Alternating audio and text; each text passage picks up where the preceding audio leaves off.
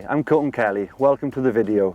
Today we're on the Towie and we're going to go through some early season sea trout tactics. So let's head into the lodge and let's have a look at some of the tackle that we're going to be using. When night fishing for sea trout, I tend to use a 9'6" 7-weight rod or a 9'6" 8-weight rod. I use the 8-weight for my tubes, Waddingtons and larger single flies, and the 7-weight I tend to use for my surface lures. When night fishing for sea trout, you don't necessarily need a specific rod. You could use any 6, 7, 8-weight rod you got lying around that you use for the reservoirs or you use for all types of fishing. So if you're dipping your toe in for the very first time, there's no need whatsoever to go out and buy new gear to try it out. It's not necessary to have 2 rods when night fishing for sea trout. I do it because it's just my preference. 1 rod is ample as long as you've got sink tips. They can be absolutely great also, and it saves you lugging around 2 rods with you all night. So when you're fishing for early season sea trout, you want a reel with a solid drag system on it, because the early fish, they normally come up big, your April and your May fish, so you want to have as much control over them as possible. The lines we use throughout the whole season are normally an intermediate line and a floating line. It doesn't matter what brand of lines you use, it's what you feel comfortable with and what you've got. Here I have got a Cortland Blue intermediate set up on 1 reel and a Cortland Peach floating line set up. I find these lines work really well with the rods I've got.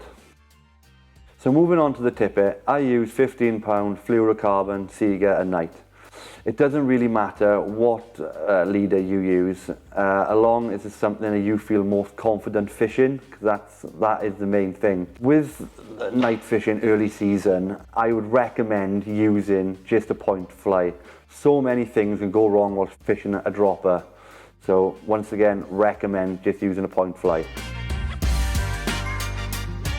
So moving on to the flies, I carry 2 boxes at night with me.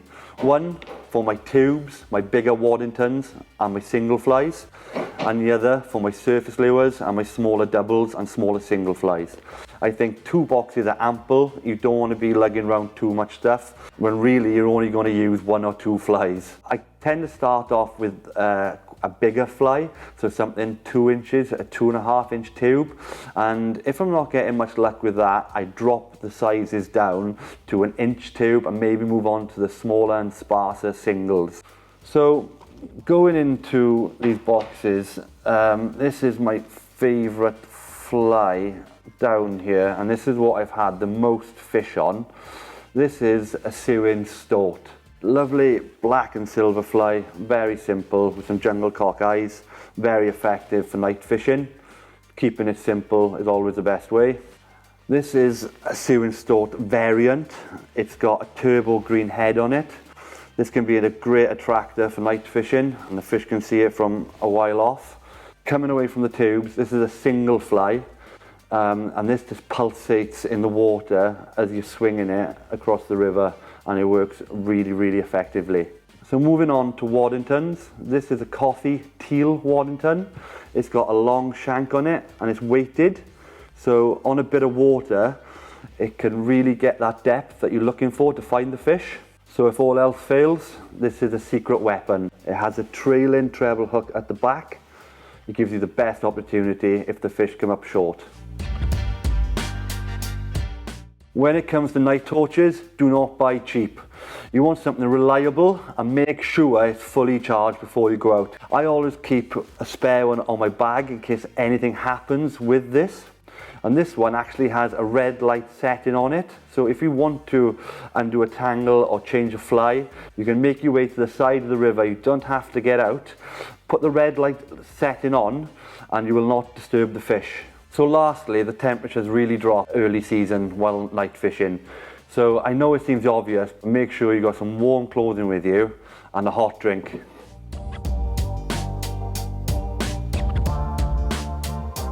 So the first pool we've brought you to is Junction Pool, where the Towie meets the Cothi.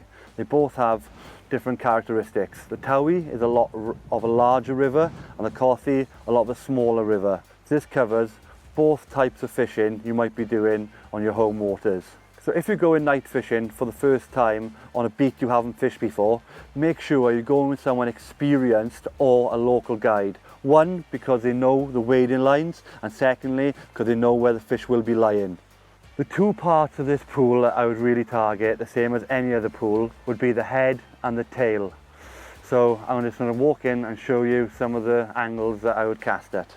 So when I approach a pool at night, what I would do is just fish a short line, pretty much square the first couple of casts. So I may be one rod length in front of me, maybe two, and then I just keep up with the line. I don't figure or retrieve it, I just make sure there's no slack as the current brings it round. The first cast I would fish square, and then I would move more towards a 45 angle each one down. So the next one, slightly more of an angle. And once again, I just keep up with the line, letting the current bring it round, not retrieving, just making sure no slack. After I'm happy fishing them two casts or three casts short, then I would put a bit more line out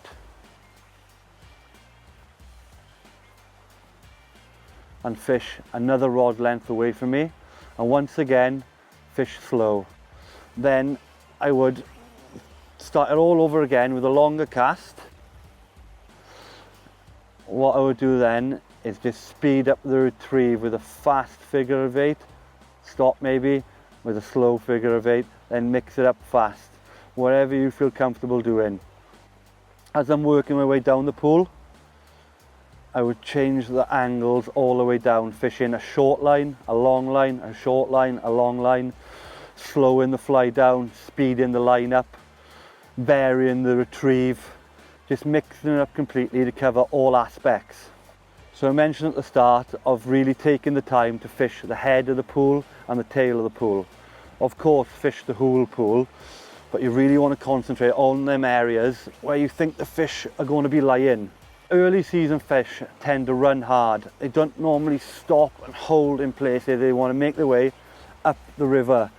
So more often than not, you'll catch them in places that you won't catch sea trout mid-season, where they'll be holding. So always fish the faster runs and some of the areas that you wouldn't necessarily be fishing in peak summer.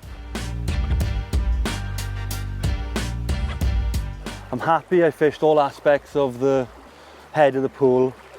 I've waded down safely as far as I can go. I'm going to make my last cast and then head back out and start fishing the tail end of the pool.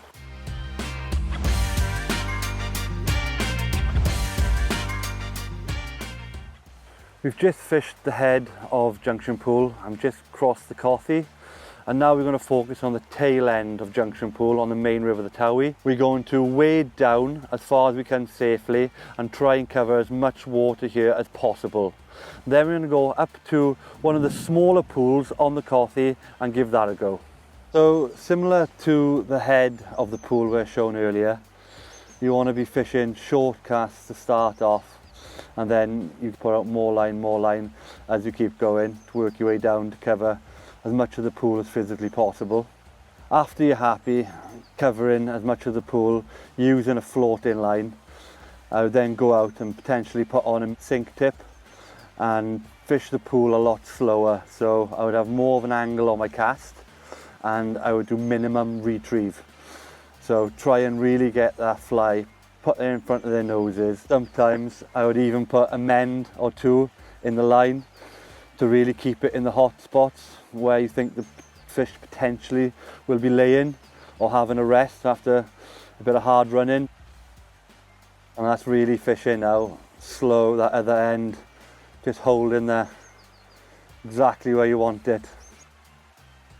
If the tail end of the pool has boulders in it, try and focus on that area as much as possible because it's a great holding spot for fish.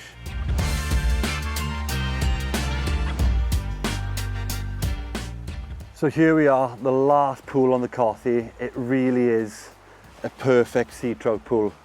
You've got narrow, deep on the left bank, a lot of tree coverage, and oxygenated all the way down the pool. This is one of the perfect pools for sea trout. I'm going to start at the head of the pool with a short line and fish it all the way down to the tail.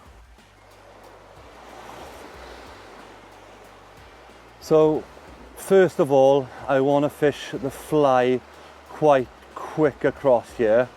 So I cast more square, and it's a fast pool anyway, so I wouldn't want to do any retrieve. I just want to keep in touch with the line. When I'm happy that I've covered that area, I'd want to slow down the fly. So once again, I would put more of an angle on the cast and then put in a mend straight away and just hold it slightly out. And I would do that once or twice.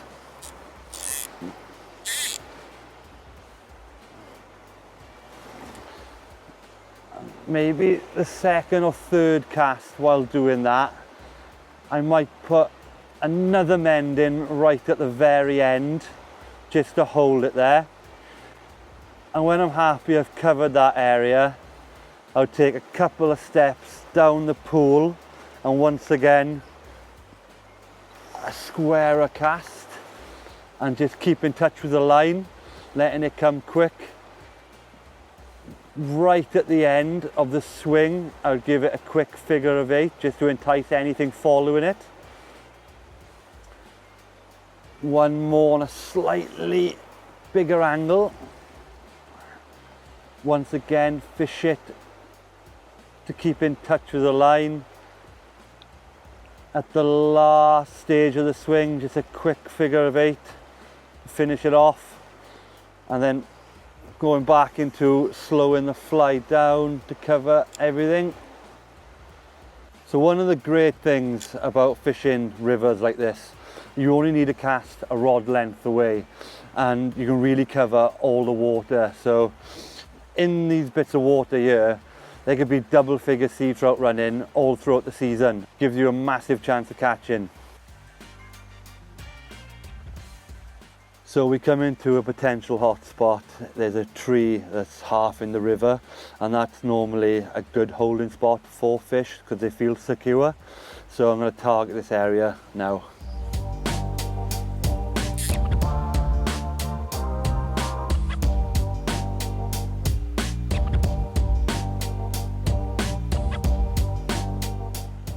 These are my 3 top tips to try and help your time on the water and make it successful as possible. One is keep an eye on the moon cycle. Full moon is never a good night for sea trout fishing, never has been. You want the dark, cloudy and warm nights. You'll find them pools becoming incredibly active at that time. Secondly, fog. When the water temperature is hotter than the air temperature, it creates a layer of fog, and essentially that prevents the fish seeing the silhouettes of the fly, and it acts very much like dirty coloured water, so it's no good for night fishing at all. Thirdly, fishing at dusk. Fishing at dusk can be an incredible effective way to catch two in the tail end of pools with small doubles or any small flies in that matter. Fish them quick, swing them quick, and it can produce some really good fish before you head into a night session. So we've come to the end of the pool now and the end of the session. If you're thinking about going out night fishing for sea trout, I hope this video would have helped you in some way. We really are lucky to have sea trout, or sewin, what we call them in Wales, here in our country to fish for. They're one of the strongest, one of the most freshest, and one of the most hardest fish to catch on the fly. But when it all comes together, you really can't beat it. Tight lines, and hope to see you on the water sometime.